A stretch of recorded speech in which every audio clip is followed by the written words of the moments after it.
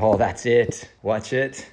Yep, saucing back. I'm going to teach you how to create insane sand spin just like that.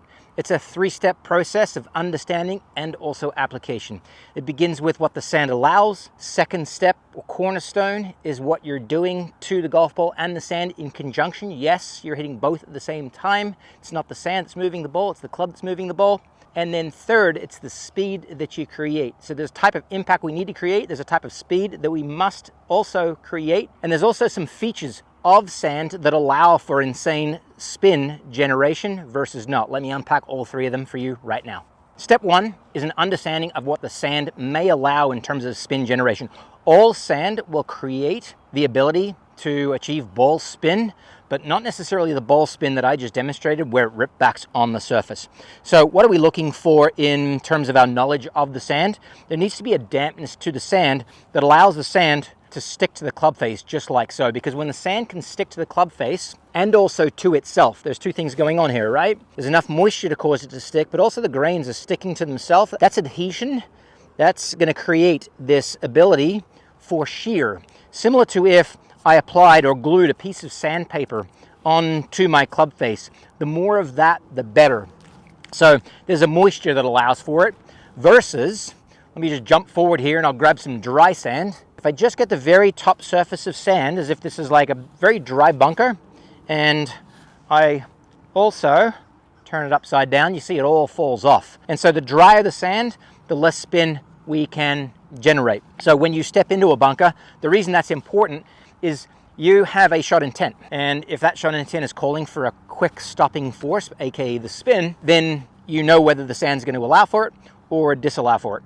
If you are facing a fluffy, dry sand condition, then know that you're not going to be able to stop it quite as quickly, and so therefore you have to plan on some sort of run out and also change the trajectory of a shot to allow the trajectory, that land angle, to get it close to the hole. The second piece is how we make impact into the sand. So general rule of thumb is anywhere between 1 inch behind or to the right of the back edge of the golf ball. So this is me in my stance. If I impact the sand, my landing point into the sand is 1 inch to the right of that golf ball. I'll create good control of the launch and also the distance, and I can spread that all the way to 2 inches. So in the 1 to 2 inch range. The more spin we want to create, the more risk we have to absorb or take on. And what I mean by that is we have to enter much closer to the back edge of the ball. And so the higher the spin rate that we desire, we have to move our landing location, the point at which that club is touching the back edge of the ball, very tight to the ball. Now, there's a way to offset the potential risk that we are absorbing there, which is the blade, right? And we want to do that in dynamic loft. And the more loft we're creating, both at address and therefore during the stroke, the less susceptible we are to any bladed contact traveling abundantly far. But yet you're always taking on that risk of bellying it if the arc's not low enough, meaning hitting the very back edge of the ball versus tight to the back edge of the ball where the loft gets to do work on the club face. So that impact location, its relationship to the back edge of the ball is super important for those insane spin shots. How we would go about practicing those is I just draw a crease in the sand, and I always like to work backwards from too much. So what I mean by that is too much landing of the club on the target side of that crease that I made is a good point for me to work backwards to optimal.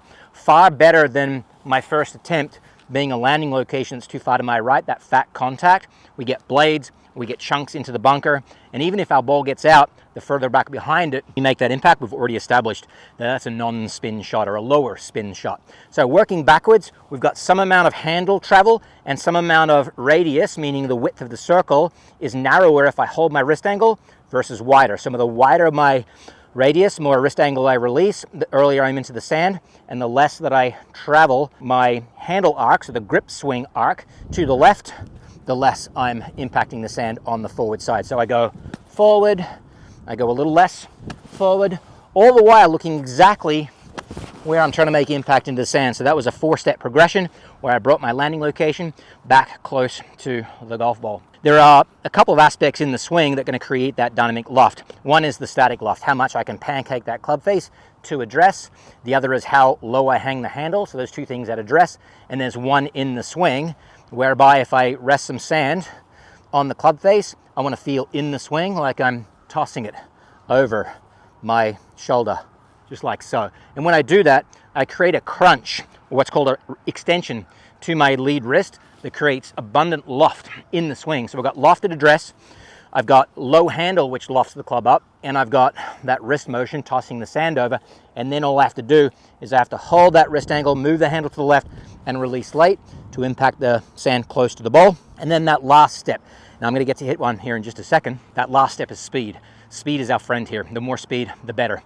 And the reason why is if I took that club face with sandpaper glued to it, I create more shear against the cover, cutting of the cover, the faster I move that sandpaper against the cover of the ball. So we want high loft, we want high speed for high shear, and we want a small slither of that wet sand that gets caught between club face and ball.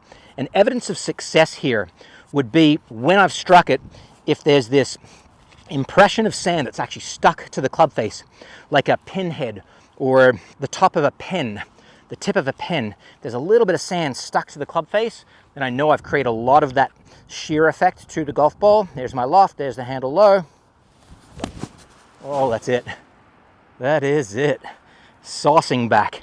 Okay, I didn't create the shear effect, but if I come closer to the camera, what you'll see is you'll see this skid mark up and to the right on the club face. It's evidence of that dual contact, the contact of the club to the sand, then squeezing that small bit of sand between club face and ball, that sand having the effect of shearing the cover of the ball, the loft throwing it up, and then the speed in combination with those factors causing that ball to rip on the surface of the green. Let me do one more here and see if I can create even a little bit more. So there's my landing location. And I like to mark landing location in practice because it provides me the feedback to the successful landing point. There's the crunch, the wrist extension, tossing the sand over my shoulder. And there's the speed up and over my lead shoulder.